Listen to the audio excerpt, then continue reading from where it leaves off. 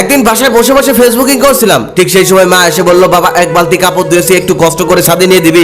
আমি তখন বিরক্তির সাথে মাকে বললাম, দেখছো না কাজ করছি, আমি পারবো না, যাও এখান থেকে। মা তখন বলল, কই কাজ করতেছিস, তুই তো মোবাইল চাপাচাপি করতেছিস। তখন আমি আরো বিরক্তি হয়ে বললাম, যাও নিজের কাজ নিজে করে নাও, একটু শান্তি মতো বসে থাকতে দেখতে পারো না, একটু বসে থাকলে কাজের কথা বলো। তারপর মা সেখান থেকে চলে গেল, আমিও দরজা বন্ধ করে ফেসবুকিং করতে লাগলাম, কারণ দরজা খোলা লাগলে একটু পর পরই আসবে আর ঘ্যানর ঘ্যানর করবে, এটা ওটা করতে বলবে। সেদিনই সন্ধ্যাবেলায় ছাদে গিয়ে একটু বসেছি, এদিক সেদিক চোখ বোলাচ্ছি, ঠিক সেই সময় মায়ের কল দিয়ে বলছে, বাবা কই রে তুই। আমি তখন বললাম, এখানে আসলেও আবার কল দিতে হয়, আমি না তোমাকে বলে আসলাম সাথে আসছি, সাথে আসলেও তোমাকে কল দিয়ে জ্বালাতে হবে আমাকে, তাই না? মা তখন নরম সুরে বলল, আমার একা একা ভালো লাগছে না, তুই একটু বাসায় আয়, আয় তোর সাথে একটু গল্প করি। তখন আমি বিরক্তির সাথে বললাম, আচ্ছা যেতে পারি, তবে যাওয়ার পর কিন্তু কোনো কাজ দেওয়া যাবে না, মনে থাকে জানো। তখন মা মুচকি এসে বলল, আচ্ছা কোনো কাজ দেব না, আয় তুই। তারপর আমি বাসায় চলে আসলাম। মা আসার পরে সেই বিরক্তিকর গল্প, যেই গল্পগুলো আমার শুনতে ভালো লাগে না, বারবার শুধু সেই গল্পগুলো আমার সাথেই বলতে হয় তার। আমি তখন ফেসবুকিং শুরু করলাম, কারণ মায়ের ওই পুরনো গল্প শোনার মতো এত সময় নেই আমার। তারপর মা যখন বুঝতে পারলো যে আমি তার গল্প মনোযোগ দিয়ে শুনছি না, তারপর মা চলে গেল রান্নাঘরে রান্না করার জন্য। তারপর আমি বসে বসে টিভি দেখছিলাম। কিছুক্ষণ পর মা আবার আমার সামনে এসে হাজির। আমি মাকে দেখেই বললাম, আবার কি কাজের জন্য এসেছো? মা তখন বলল, রান্নাঘরের কলটা কাজ করছে না, একটু বাইরের কল থেকে পানি এনে দিবি, ইদানিং শরীরটা ভালো না, এক বালতি পানি আমি নিয়ে আসতে পারছি না, তাই বলছি, না হলে আমি তোকে বলতাম না। তারপর আমি বিরক্তির সাথে মাকে বললাম, যাও এখান থেকে, ওগুলো মেয়েদের কাজ আমি করতে পারবো না। মা তখন মন খারাপ করে সেখান থেকে চলে গেল আর নিজেই চলে গেল বালতি নিয়ে পানি আনার জন্য। তারপর আমি টিভি দেখছিলাম, তবে দীর্ঘ সময় কেটে গেল, মাকে আর পানি নিয়ে ফিরতে দেখলাম না। আমি একটু অবাক হয়ে সামনে দিয়ে গিয়ে মাকে ডাকতে লাগলাম। তারপর আমি ঘর থেকে বের হয়ে যা দেখলাম, তার দেখার জন্য আমি মোটেও প্রস্তুত ছিলাম না।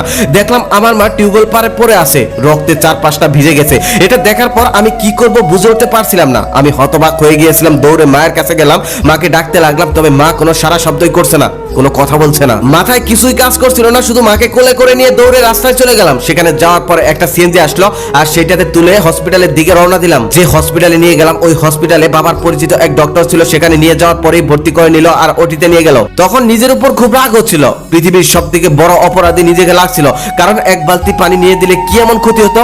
আজকে যদি মায়ের কিছু একটা হয়ে যায়, তাহলে তো নিজেকে কখনোই ক্ষমা করতে পারবো না। একটু পরে একটা নার্স এসে একটা কাগজ হাতে ধরিয়ে দিয়ে বলল, এই ঔষধগুলো খুব তাড়াতাড়ি নিয়ে আসুন। তারপর আমি ফার্মেসিতে গিয়ে খুব তাড়াতাড়ি সেই ঔষধগুলো নিয়ে আসলাম। নিয়ে আসার পর দেখি বাবার পরিচিত সেই ডক্টর বাইরে দাঁড়িয়ে আছে। আমি তখন বললাম, আঙ্কেল আমার মায়ের অবস্থা কেমন? তখন সে বলল, অবস্থা তেমন একটা ভালো না, রক্ত লাগবে, রক্ত দিতে হবে। আমি তখন বললাম, আমার শরীরের সমস্ত রক্ত নিয়ে নিন, তারপর আমার মাকে ভালো করে দিন। তারপর ডক্টর আঙ্কেল বলল, আমাদের কাছে রক্ত ছিল, সেগুলো দেওয়ার চেষ্টা করছি, তবে তোমার মায়ের শরীরে রক্ত নিতে যাচ্ছে না, তুমি আনতে অনেক দেরি করে ফেলেছো, আরেকটু আগে আনলে ভালো হতো। তবে ডক্টররা তাদের চেষ্টা করছে, বাকিটা আল্লাহর ইচ্ছা। আমি তখন সেই ডক্টর আঙ্কেলকে বললাম, আঙ্কেল এমনটা বলবেন না, প্লিজ আমার মাকে ভালো করে দিন, আমার মাকে ছাড়া আমি বেঁচে থাকতে পারবো না। ডক্টর আঙ্কেল তখন বলল, বাবা ডক্টর কখনোই মানুষকে বাঁচাতে পারে না, সবই আল্লাহর হাতে, আল্লাহই মানুষকে বাঁচাতে পারে। আঙ্কেলের সাথে কথা চলতে চলতে একটা মৃতদেহকে সাদা কাপড়ে মুড়িয়ে একজন নার্স বাইরে নিয়ে আসলো। তখন সেই নার্স আমার কাছে এসে বলল, সরি আপনার মাকে বাঁচানো গেল না। কথাটা শুনে আমি কিছুই বিশ্বাসই করতে পারছিলাম না,